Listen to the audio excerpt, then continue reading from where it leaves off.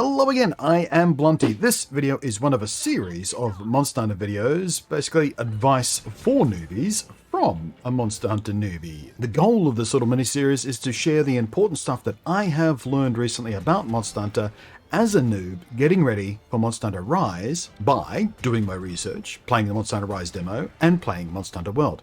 Hopefully this approach means I'll be hitting some important notes that experienced veteran content creators for these games might not even think about anymore, or just take for granted, so they don't really remember to mention it to newbies when they're making tutorials and guides and such. And if you do appreciate this approach, you know how you show it, right? Sub, bell, comment, thumb, all the algorithmic appeasing stuff.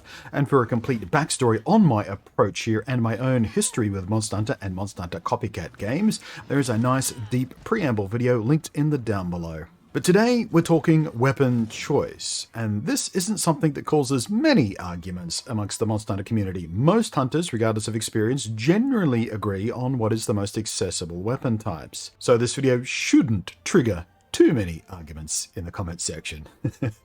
That said, some Monster Hunters feel very, very passionate about their favorite weapon, and this is probably the number one question for Monster Hunter newbies: which is the best weapon?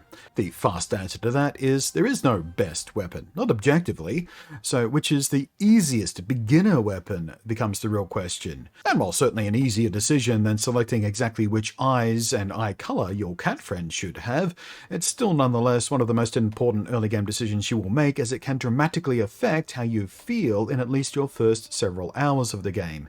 Rise, like the other games in the franchise, will furnish you with a basic example of every one of the different weapon types. There are 14 in total in this game. And Rise, like its predecessor, also has a practice zone where you can take the weapons and fiddle about nice and safely with them to see what feels right to you, or to start committing combos to muscle memory once you have made a selection.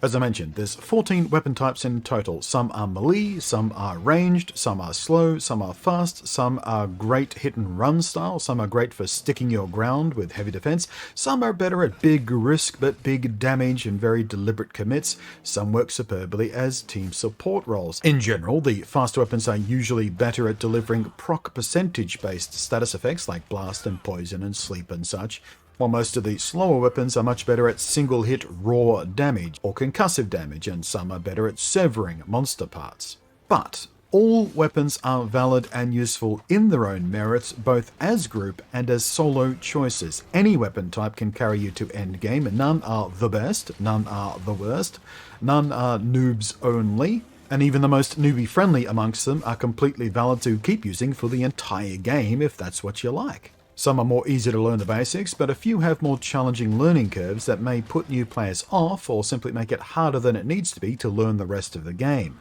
Beyond the typical bashy, melee or shooty ranged stuff, the weapons also fall into a couple of main categories. Pointy or blunt, obviously, which do predictably enough severing damage or blunt damage, which can knock out or wear down the monsters faster. Some weapons are even capable of both types of damage, but being more limited in their delivery of that damage than the specialized ones, of course. You can help damage a monster's tail with a hammer, for example, contributing to its removal from the growly end of the monster, but you won't be delivering the severing blow. You can't sever with the hammer.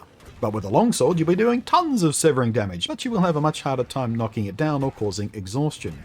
This is just the basics, and it is a bit oversimplified, but again, I'm talking to absolute newbies here. So you veteran players out there wanting to make finer points of this stuff, feel free to use the comment section for that. Now, I'm not going to run through the pros and cons and do's and don'ts of every single weapon here. This isn't a tutorial. I'll leave that for content creators with far more experience in using these individual weapons than I do.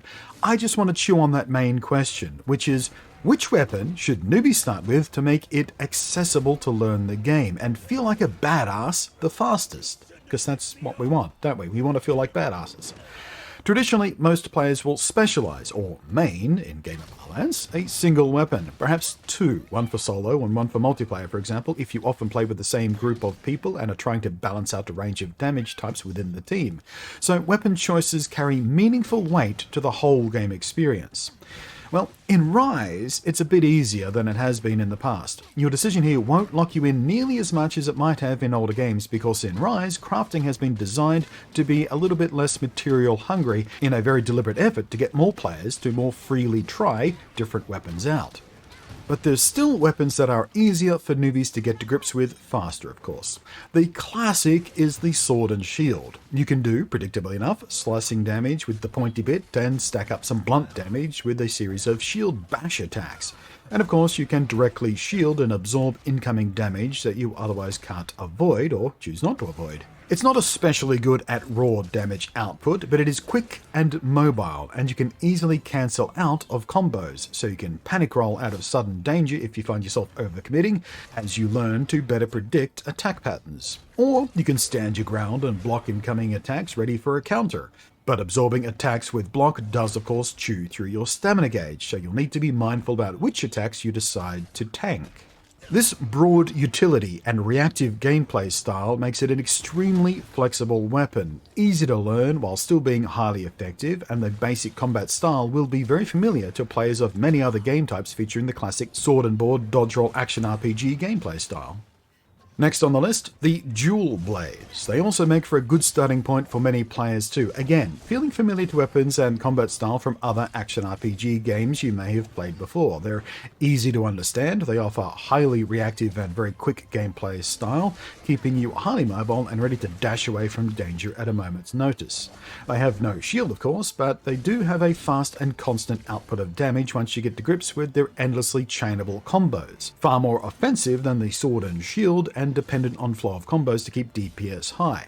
This weapon has a bit of meter management too. With a button press you can switch to something called Demon Mode, where you become even faster and even more dangerous, delivering even higher DPS and more critical hits, but you burn through stamina at a much faster rate to balance it out in a classic risk versus reward dance.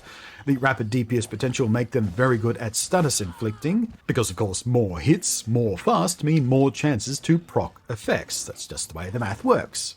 So while you're not necessarily doing massive damage numbers, you can cause all sorts of issues for the monster you're fighting. And with some of the more acrobatic combos, like screaming down the entire spine of a monster like a human circular saw, they are very, very cool looking and dramatic. Next up, the hunting horn. Now, in older Monster Hunter games, it would be one of the least likely to be recommended as a starter weapon, being historically quite involved and kind of complicated and difficult to learn, and needing lots of memory for the song combos. Quite powerful, but not very accessible at all. But in Rise, it can be extremely accessible, and was in fact my own personal favorite weapon in the first demo that we got. Think of it as a hammer, but not quite as brutally hard-hitting as hammers can be, but a bit more mobile and able to generate buffs and heals and such, not just for yourself, but for your entire team. In Rise, its basic combos flow like a dance. It feels both rewarding and cool to twirl about doing big boopstick damage. There's no shielding, and when the weapon's out, you'll be relatively slow on the ground, so you will need to be thinking forward a bit more than the sword and shield or the dual blades when it comes to your positioning and when to commit to a strike or a combo. But as a beginner weapon, in Rise, it's easy to pick up and go, easy to understand, and although we don't know much about this yet, there's every indication it will have quite a wide progression path in mid to late game, including, many think, an alternate mode to go back to the more complex and high-skill gameplay style from Monster Hunter World and previous games. But dancing about like a combat rock star doing big bashy damage and supporting your team at the same time, well, feels pretty damn good to me. But if you're a player who fancies more ranged gameplay, either the light bowgun or the bow are very good choices for you to start out with. Fairly similar in range and effectiveness and mobility to one another, both will keep you mid-range so you can stay out of trouble easier as you learn your way around the various monster patterns of movements and attacks. Both are pretty low on single hit damage output, but they are fairly consistent as well, and you can use special ammo types for inflicting specialized damage, like piercing and explosive blasts, or putting monsters to sleep or poisoning them. Or in the case of the light bowgun, you can plant a shell on the ground and bait the monster into it for some nice big explosion damage. But if you do like being a ranged player, I suggest trying both out on at least a few real hunts each, because on the surface level their style and positioning feel quite similar, but past that they start to diverge in how they're most effectively used. So one might appeal more depending on your personal tastes for positioning, speed, damage types, range, ammo management, things like that. Or maybe you just think bows are cooler than guns. Whatever. But those 5 weapons would be my choices, my suggestions for absolute newbies to start out with, something for the taste of nearly every core playstyle. Some of the other options like greatsword and hammer and gunlance and heavy bowgun are all superb for big, fat, single-hit damage, which is very attractive to be sure, but they all make you move quite slowly. They tend to sheath and unsheath more slowly, making escaping from immediate danger or sort of running in a corner so you can use some healing items or something a little bit more difficult and tricky to get away with sometimes. And the weapons often lock you in place or slow you right down when charging up for the biggest, most brutal attack chains. And they all have playstyles which frequently include committing to a combo or charge which can't be cancelled out of, leaving you very vulnerable if you're not highly familiar with monster attack patterns and skillful positioning. That's why I don't recommend them for beginners. These are best moved on to once you've gotten more familiar with the basics of engaging monsters in the first place, so you can better predict when to commit to any given action. But they all are very attractive, they can all be superb fun too, and all have awesome animations and sort of a real heft to them that feels fantastic in gameplay, and the potential for dramatically devastating combo damage output is very, very attractive. Then you've got stuff like the longsword. They're faster, but rely heavily on positioning and combos, and for me at least was a bit tricky to get a useful handle on as a newbie. I didn't really ever feel very effective with it when I first tried it. It's not a bad choice for a newbie, but I'd suggest it only if you feel confident with your ability to learn a higher skill floor faster or are familiar with this type of gameplay from other games. Not nearly as flexible in repositioning as the shorter sword types can be, of course, but their reach is far better and has some very anime-style combos for special moves if you love earning weeb style points. The greatsword is kind of on the other side of that. In theory, its combos and attacks are certainly easy to understand and learn, but its slow and very risk-commitment gameplay style don't make it ideal for newbies. Even highly experienced greatsword users spend quite a lot of their game time positioning or completely missing with their big damage charge flippy spinny combo thing they love so much. But when, or if, it lands, it does pop big damage numbers and is hellishly brutal, which is why they like it, of course. Plus, of course, more anime weeb points. Then there's the Gunlance. For me, it was more accessible than the standard lance, but again, didn't feel very dynamic or easy to use while also learning everything else about the monsters. It plays very differently than my instincts generally want me to play. It's a very static positioning style. You don't move around a lot with this thing, and the emphasis is more on sticking your ground with heavy shielding and then unleashing pokey explodey hell upon the beast.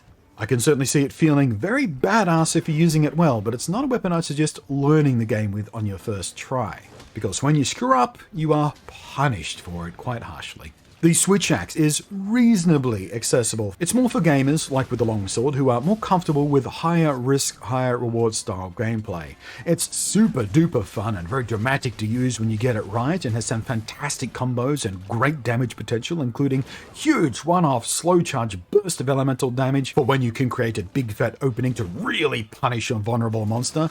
But it also has two, almost kind of 2.5 really, different kinds of meter management to keep an eye on to use it to best effect. And again, for a newbie also trying to learn just how to survive an encounter with a monster, it can potentially be a bit too much all at once to try and keep in mind. Same goes for the Charge Blade really, which is also a high management weapon, but with a slightly more obscure combo. But when you do learn it, and when you do learn it well, and when you get it right, it can be fantastic. The Charge Blade can be a bit more defensive than the Switch Axe, featuring a shield in one of its 2 weapon modes, but it's also a bit more complicated when it comes to the combos and meter management, and I'm still not sure I even properly understand it myself. Then there's the Incect Glaive, kind of like a hyper-mobile longsword. It's very similar to longsword in its basic gameplay and its reach and its speed and commitment potential.